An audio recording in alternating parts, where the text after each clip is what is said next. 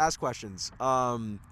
Man, I think that there is so much power in being interested in people and treating every kind of conversation you go into as, what can I learn?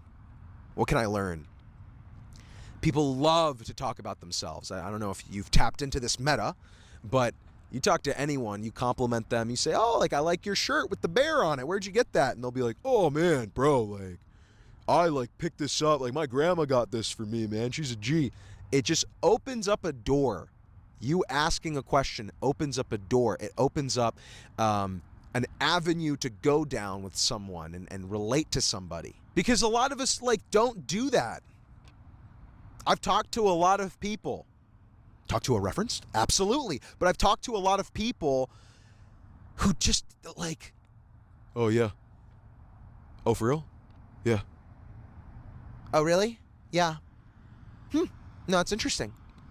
And I mean, hey, I've also talked to people who straight up, like, did not give a sigma about me. They did not want to talk to me. And I get the vibe, and I'm like, I'm going to move elsewhere where my business is needed. But asking questions is powerful, and I'm going to try to give you some game as to, like, how you can ask better questions. So I think that, in my opinion, a lot of conversations I have with people are predicated around, like, curiosity. I think curiosity is the first thing. So having an open mind and being like, let me try to learn something.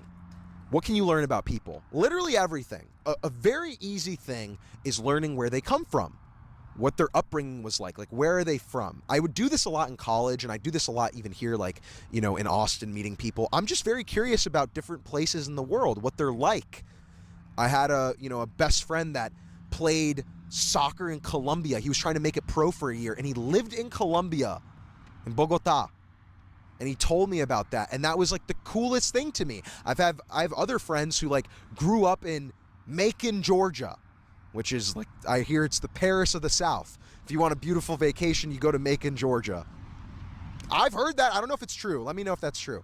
Maybe they were trolling, but, you know, it's just like the things that people tell me about their upbringing or about the place that they grow up and what they did growing up as a kid. That's another thing. Like, what were the activities you did? For me, my activities were pretty simple. It was like a suburban upbringing where I would pull up to the football game on a Friday night lights. Oh my God.